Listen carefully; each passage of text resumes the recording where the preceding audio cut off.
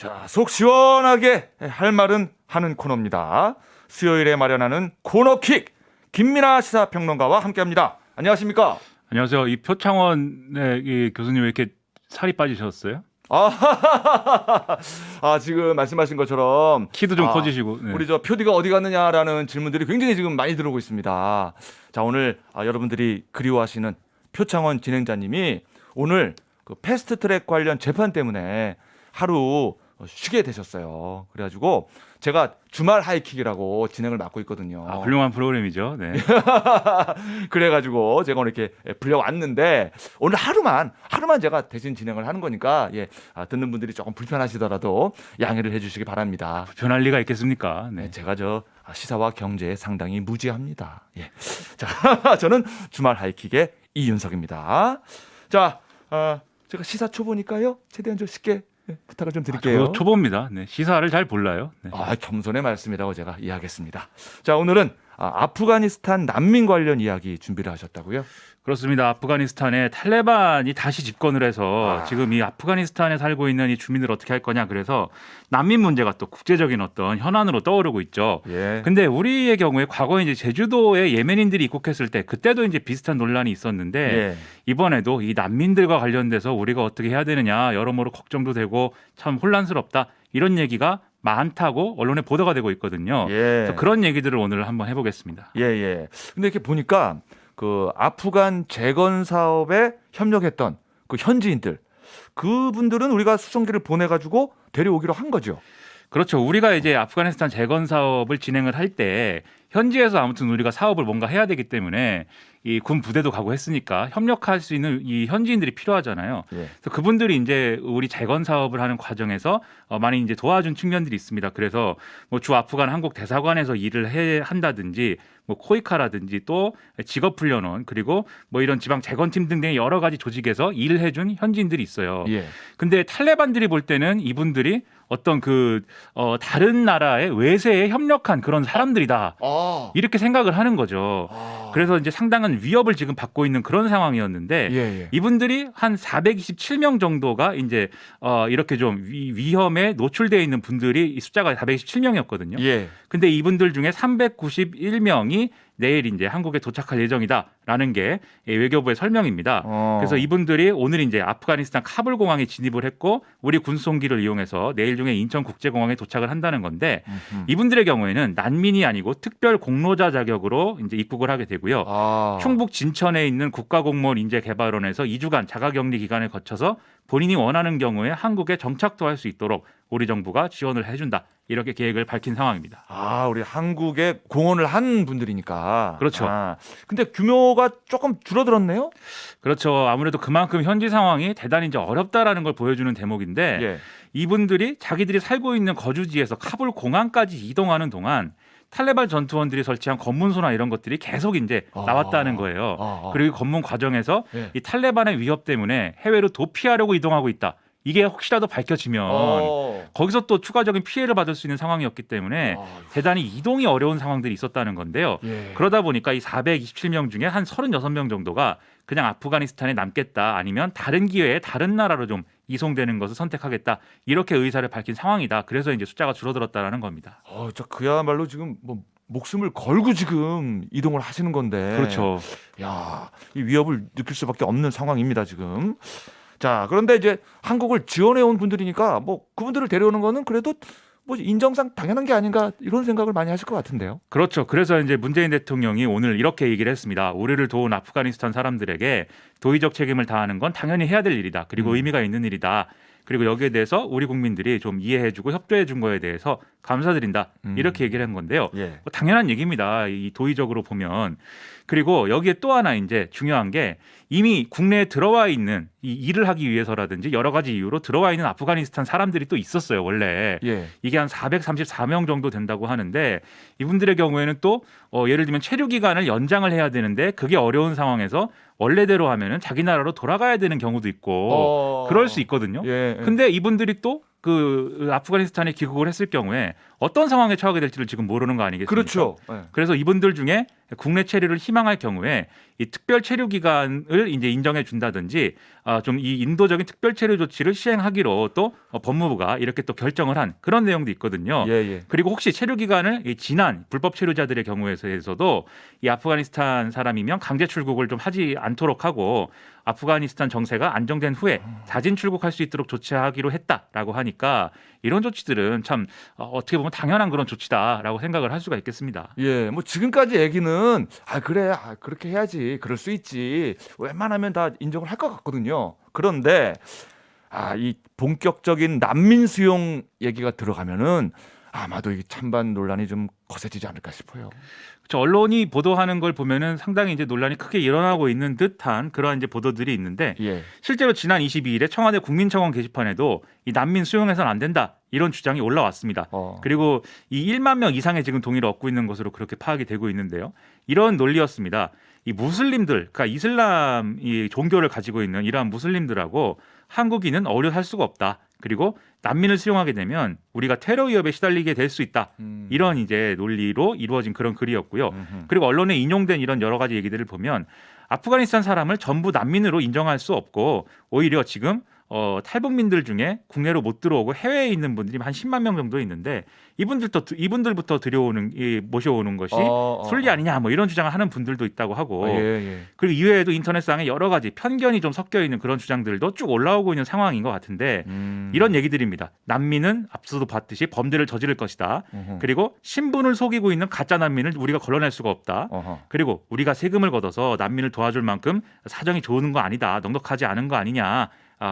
우리도 어려운데 어떻게 남을 또 그렇게 도와주기만 하느냐 이런 얘기들을 많이들 인터넷에 올리고 있는 모양입니다. 그래요. 근데 저는 뭐 충분히 또 걱정하는 분들 마음도 그럴 수도 있겠다 싶기는 해요. 근데 중요한 거는 이제 사실을 확인을 좀 정확히 할 필요는 있다 이건데, 자 그럼 하나씩 좀 보면은 난민을 수용하면은 범죄율이 높아진다. 요 주장은 어떻습니까? 일단 이제 독일의 경우를 살펴볼 필요가 있습니다. 독일의 경우에는 2017년에 이 중동하고 북아프리카 출신을 포함해서 난민이 한 33만 명 정도가 독일에 들어가서 수용이 된 바가 있거든요. 그러니까 사실 우리가 앞에서 얘기한 이제 분들의 경우에는 뭐 400명 뭐 이렇게 얘기를 했는데 33만 명이면 정말 엄청난 숫자죠. 그러네요. 근데 이분들이 들어가서 그러면 뭐 테러를 일으키거나 또는 이제 범죄에 직접적으로 연루됐거나 했느냐? 지금 그렇게만 볼 수는 없는 게 유럽연합 통계청 자료를 보면은 이 독일의 2017년에 총 범죄 발생 건수가 2016년 대비 오히려 9.6% 떨어진 걸로 나타났습니다.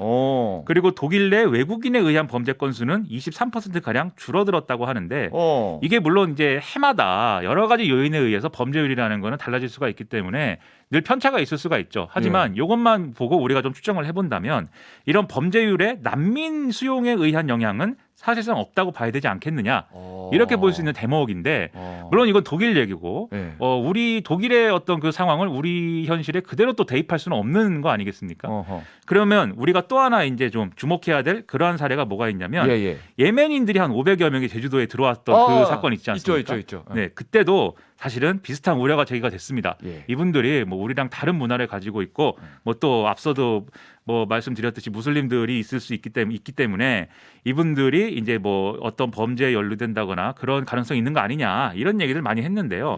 근데 실제로 좀 지나 보니까 예멘인의 지금 범죄율이 특별히 높았다라고 볼 근거는 지금 없는 상황입니다. 뭐 범죄가 아예 없었던 건 아닌데 몇 건의 범죄가 일어나긴 했지만 그 사례를 보면 예멘인들끼리의 폭행 사건이 있었고요. 그다음에 분실 카드를 사용했다는 점 이런 것들이 이제 좀 위법 행위가 되는 사례가 있고 그다음에 무면허 운전 뭐 이런 건들이 있었는데 이게 우리가 상상하는 어떤 난민에 의한 범죄 이런 거하고는 양상이 전혀 다르지 않습니까? 그리고 이제 그나마도 전체 외국인의 제주도 내 범죄율에 비하면은 이분들의 사례는 이제 숫자가 이제 적었기 때문에 우리가 이 범죄에 관련돼서 갖고 있는 우려라는 것은 상당히 좀 과장되어 있는 측면이 있다. 이렇게 생각이 됩니다. 그렇군요. 자, 그리고 또 우려하는 것이 가짜 난민일 수가 있다. 이런 것들이 있는데 난민 심사라는 게 있잖아요. 그죠? 뭐 철저하게 하고 있겠죠?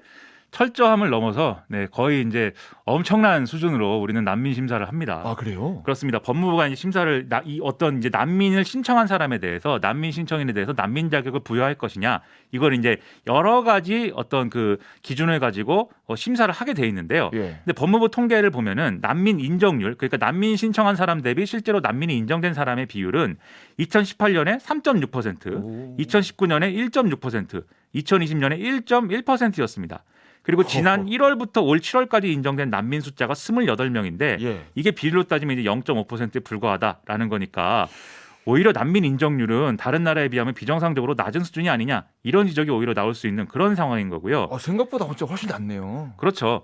그리고 심지어 이런 사건도 있습니다. 이건 참 황당한 사건인데 2019년에 출입국 관리소 직원이 난민 면접 과정에서 이 수단에서 온 난민 신청자의 면접 조서에다가 거기에 입국 목적이 뭐냐 이런 것들을 조사해서 적게 돼 있거든요. 예. 근데 이분은 여러 가지 정치적 상황 그리고 어떤 군역과 관련된 문제 때문에 이 한국에 입국을 하려고 한 사람이었는데 그 면접을 하다가 그런 목적이 아니라 돈을 벌러 온 것이다.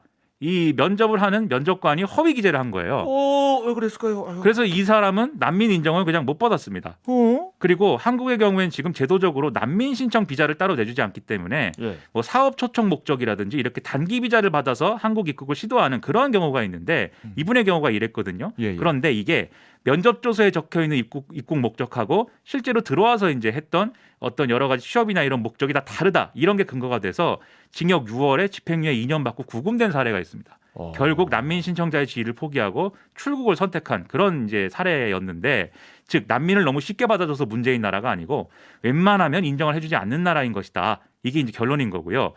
이게 우리가 2013년에 아시아 최초로 독립된 난민법을 시행한 그런 국가인데 이런 나라의 체면에는 다소 맞지 않는 이런 사례들이 굉장히 많다. 이걸 알 수 있는 그런 자료들입니다. 그래요. 아이고 이제 난민들 입장에서는 정말 절체절명의 그 순간들일 텐데 그 뭐 목적 같은 것들을 허위로 기재하고 이런 거는 진짜 있어서는 안 될 것 같네요. 황당한 사건이에요. 그러니까는 심사를 뭐 어떤 여러 가지 기준을 갖고 정말 엄밀하게 그리고 자세하게 정성껏 한다 이게 아니라 될 수 있으면 난민 인정을 안 해주는 방향으로 가도록 하는 그러한 심사가 사실 이루어지는 거 아닐까 이렇게 우리가 의심을 할 수가 있는 거예요. 그렇군요. 아유 좀 가슴이 좀 아픈데 자 그리고 이런 걱정들도 사실 많이 해요. 현실적인 걱정. 뭐 난민으로 인정되면은 지원을 얼마나 해주냐, 우리 재정에 좀 부담이 되는 거 아니냐 이런 걱정들도 있거든요, 사실. 사실 뭐 그렇게 제가 결론적으로 말씀드리면 한국인도 그렇게 정부가 뭐 엄청난 재정 부담을 걱정할 정도의 지원이 이루어진 건 아니지 않습니까? 네, 그런데 뭐 난민에 대해서 그렇게 큰 지원을 했을까? 저는 상당히 의문인데 물론 코로나 상황에서는 우리가 재난지원금도 받고 예. 자영업자들 소상공인들 이제 좀 지금 여러 가지 문제에 대해서 지원받고 있는 부분이 분명히 있어요. 근데 일상적인 상황에서 우리가 여러모로 복지라든가 이런 것들이 잘 그래도 수준이 높은 나라는 아닌 것 같은데 난민에 대해서 뭐 엄청난 지원을 했겠느냐? 저는 그렇지 않을 거라고 생각을 하는데 예. 그래서 좀 찾아봤습니다. 예. 지금 난민 신청자는 난민법에 따라서 생계비 지원을 신청할 수 있게 되어 있는데 이것도 역시 인정률이 낮고 오히려 지원 기간이 너무 짧은 거 아니냐 이런 지적들이 있어요. 그래서 2019년에 정부의 생계비 지원을 받은 난민 신청자가 609명이었습니다. 전체 신청자 대비 3.9% 수준이고요. 그리고 인권위가 지난해 내놓은 자료를 보면은 난민 신청자가 생계비를 지원받는 기간이 평균 3개월에 불과합니다. 그리고 최대 6개월을 넘길 수가 없어요. 그리고 여기다가 신청에 필요한 서류 준비, 심사 이런 데 걸리는 기간만 약 50일 정도 된다고 하니까 이게 뭐 그렇게 대단한 지원이 방식이다라고 볼 수는 없고 그리고 액수가 또 중요하지 않습니까? 액수가 얼마나 될 것이냐 찾아보면 2021년 기준 생계비 지원액은 1인 가구를 기준으로 해서 월 43만 2,900원으로 돼 있습니다. 난민 지원 시설을 이용하는 사람의 경우에는 이것도 21만 6,450원으로 줄어듭니다. 그러니까 사실 이것도 충분한 뭐 지원이라고 볼 수가 없고요. 그렇기 때문에 우리가 이 난민 문제 때문에 재정 부담을 할 그럴 상황은 또 아닌 것 같습니다. 네. 예, 그래요. 야, 이게 사실 좀 민감한 문제다 보니까 뭐 걱정하는 분들 마음도 저는 뭐 이해가 안 되는 바는 아닌데 또 하나하나 따져 보니까 약간 우리가 오해하고 있었다라는 게 맞네요, 지금 보니까. 예. 상당한 오해가 있습니다. 제가 볼 때. 네. 청취자분들도 지금 의견을 다양하게 주고 계시는데 미니로 최영규님이 호의를 나중에 권리로 착각해서 더욱 많은 걸 요구할까 이것도 걱정입니다. 예, 이런 또 걱정을 하시는 분이 있고 서민성님 지금은 몇백 명이지만 나중에 몇만 명 될 거라고 생각을 하면 문화 차이가 심각한 문제가 될 수도 있어요. 예. 또 반면에 조영원님은 역지사지를 생각해야 합니다. 우리도 같은 상황이 될 수 있습니다. 이런 말씀해 주셨습니다. 그래요. 한 분 한 분 예, 다 소중한 의견인 것 같습니다. 자, 그리고 아이고 이거 뭐 시간이 왜 이렇게 빨리 가요? 아유, 마칠 시간이 지금 벌써 거의 다 됐는데 이 코너의 지금 마무리를 노래로 하시나요? 너무나 황당한 일이죠. 아, 그래서 아까 기타를 아까 막 치고 계시더라고요, 피디님이. 왜 이런 걸까요? 네. 이해가 되십니까 이게? 네. 그러니까 뭐 어떻게 한번 해결해 보세요. 자. 네, 시사평론가가 예. 네, 난민 얘기 한참 하다가 예. 갑자기 이제 노래를 부른다고 한다. 그러니까 지금 당황스럽네요. 이 노래는 예, 세계적인 뮤지션 예. 표창2가 작곡을 해서 이제 작사한 노래인데 창투. 예, 오늘은 이제 어떤 주제냐? 예. 난민 논란에 불안한 청취자의 기분을 예, 노래한 그러한 노래입니다. 네, 위로를 좀 해주세요. 네, 제가 위로는 안 될 것 같지만 네, 예, 청취자의 기분을 표현해 보겠습니다. 아프간 사람들 온다는 소식에 곧바로 MBC 라디오 들어요. 난민 논란 가짜 뉴스 정말인가 했는데 드디어 진실을 알게 됐어요.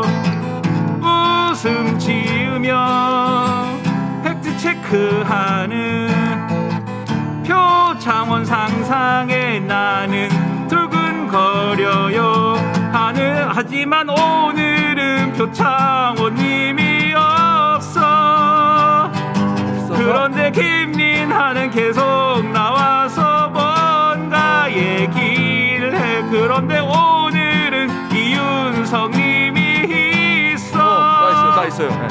그래서. 건강이 걱정돼서 난민 얘기는 잊어버렸어. 그런데 표창원 어디 갔어요? 그리고 이윤성 건강하세요. 네. 그런데 김민아 너는 아직 젊어 건강해. 워워. 오케이. 아이고, 이 장르가 뭐 아방가르드인가요? 포크에 가까운 장르고 아. 지금 메탈 티셔츠 입으셨는데 건강하시기 바랍니다. 예, 거의 뭐 메탈리카입니다, 노래가. 예, 네, 자. 메탈리카 티셔츠 인상 깊네요. 예, 잘 들었고요. 지금까지 김민아의 코너킥이었습니다. 감사합니다. 건강하세요. 감사합니다. 걱정 마. 평일 저녁 6시 5분에 여러분을 찾아갑니다. MBC 라디오 표창원의 뉴스 하이킥.